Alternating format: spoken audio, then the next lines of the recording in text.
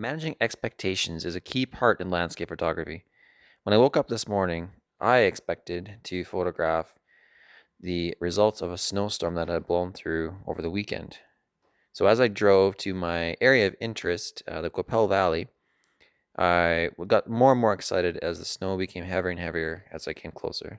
However, that expectation quickly was shattered as soon as I entered the Qu'Appelle Valley, where I found no snow, but rain. So instead of turning around and heading for home, I decided to ditch my expectations and just take a walk and see what nature could give me.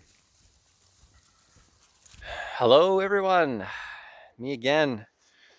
Part 3, fall colors in Saskatchewan. One second. Here we go. Okay, so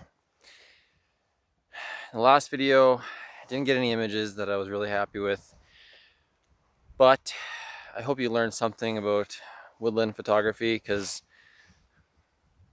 I'm out here again. Different spot. This time I am at, it's called Echo Valley Provincial Park.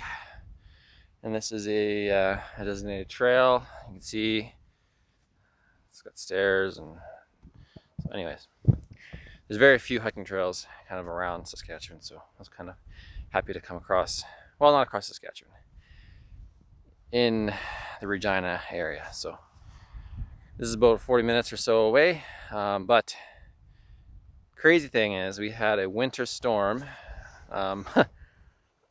yesterday and the day before, and into today you can see it's not very nice. A lot of rain right now, which you've seen some of the drive already, so you know there was a lot of snow on the way here, and it was almost as if the snow had just disappeared from this area completely. I'm not sure exactly what happened. Kind of getting rain on here, hold on. So I'm not sure exactly what happened, but it was literally 2 minutes away from the Qu'Appelle Valley and there was nothing, no snow at all. Went from about 3 or 4 inches of snow and it was really wet, sticky stuff, so it was stuck to a bunch of trees. I was getting really excited about coming out here because there'd be really cool abstracts with that snow, and I probably will try and grab some on the way home in some of those areas. But you can see none at all here.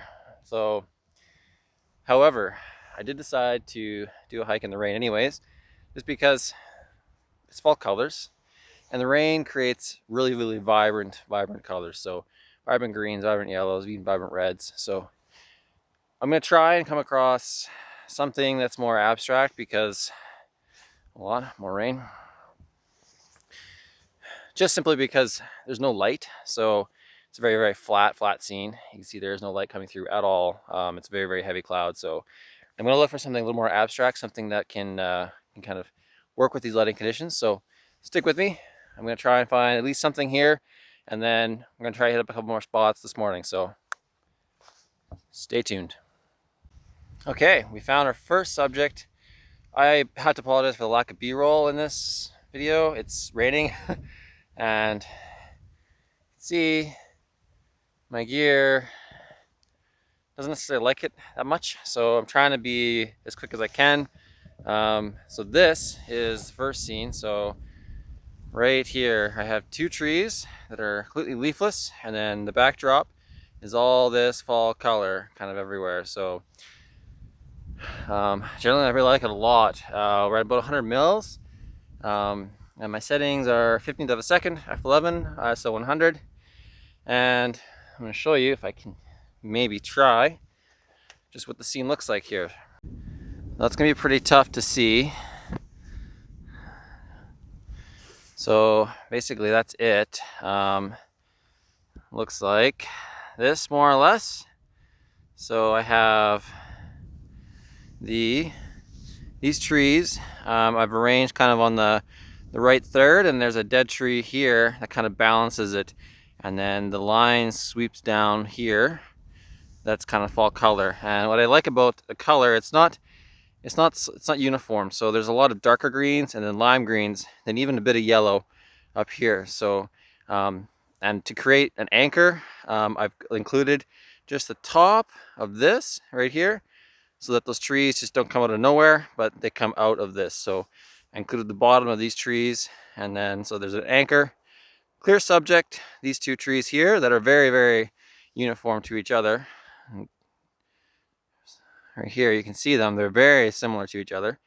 And then I didn't necessarily want to center them, because my issue then, it would be that this tree just encroaches, and then there's really, you end up with a lot of this stuff over here, which is, there's a lot of empty space. So if I put in the right third, it fills in kind of every part of this image, and it creates, you know, a little bit of nice balance, because these trees lean in, so it brings the eye into the center of the frame. So generally, that's my thought process, and take it right now. So we have a 5-second timer on. We're in live view, so that we don't get any camera shake at 15th of a second. So that mirrors up, and we've already focused on the trees. There it is. Image number 1 in the bag.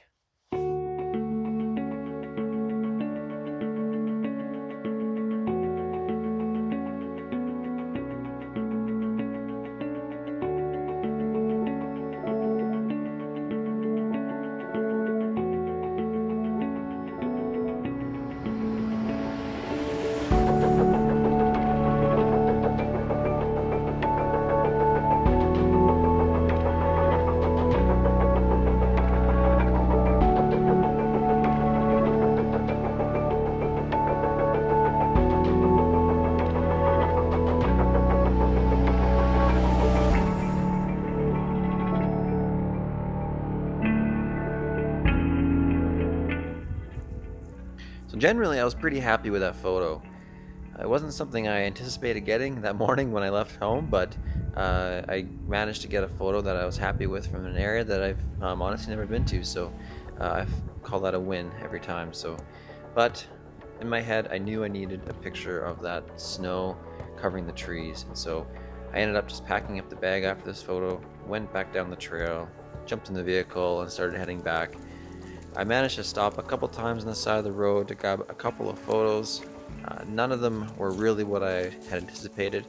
By the time I got out of there, a lot of the snow had already started to fall off the trees, as there was a bit of a breeze and kind of warmer weather was knocking the snow off. So I ended up getting back kind of roughly around home and stopped by White Butte Trails on the way, because I knew that there was a kind of a cool area that I had never been able to get a photo of before, but I thought maybe there would still be some snow on some of the trees that would kind of lend itself to, you know, a little bit of added interest, and maybe I could pull something off. So we'll pick it up from there. So they say hindsight is 20/20. So it didn't snow like a foot like they had said, so we got a few inches anyways. But as you already saw, and we kind of talked about already, the cool thing was that it kind of stuck to the trees because it's so heavy. So thinking that the valley would have been the best spot, because I mean, usually it gets a lot of snow. I went there in hopes of getting some cool snowy photos, and you've already seen there was none at all. So on the way back, I kind of tried to get some photos, and then I ended up coming to White Butte Trails. And so you can see there's some snow here, a couple little teepee things that built out of deadfall. Anyway, so there is still some snow stuck to a few of the trees here. Now that's changing like rapidly. It's it's melting in here like crazy, so it's not going to be long before the snow disappears. So I found a really cool kind of tree abstract that features that snow with some of the fall color in the background. I'm going to walk you through what I got here.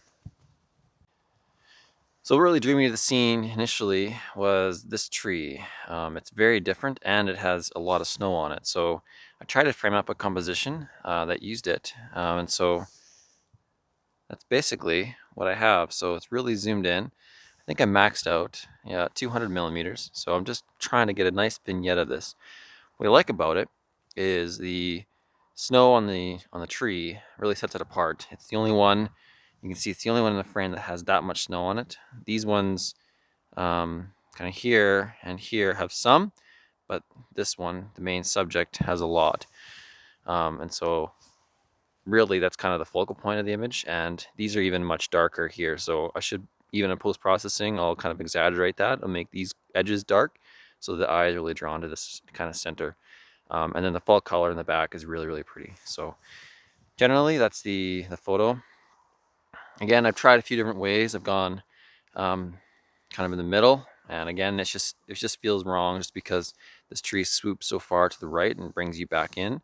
So I felt like it was best on that right third of the image, just so that nothing kind of, the eye wasn't drawn too far to one side or the other. So this brings you back to the middle and allows the eye to explore a little bit more. So, and that's the scene here. Again, it's changing by the second, so we're gonna go ahead and grab this photo. I'm focused on the tree, and I might do a focus stack. I'm gonna take the photos anyways. I'm here, set up, so I'm going to take this photo right now. I'm at a 15th of a second. F11 gives me enough depth of field to get that tree and a few of the other ones in focus.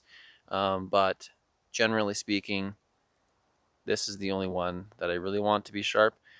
Like I said, I'm going to focus stack it just to make sure that I don't necessarily regret my decision to just focus on the tree. But anyways, enough for me. Here we go. Ready? We're on 5-second timer, 15th of a second, F11, ISO 100. And again, in live view so that that camera shake kind of doesn't interfere with the photo. And there it is. Easy.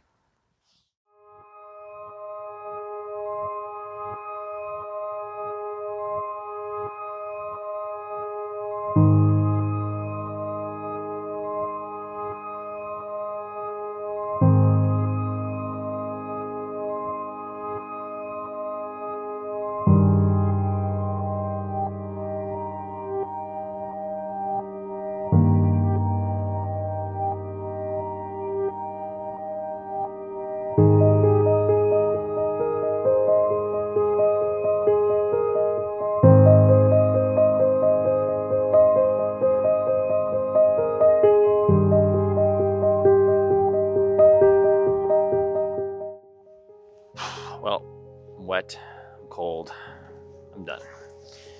I've been out most of the, well, probably 4 or 5 hours today.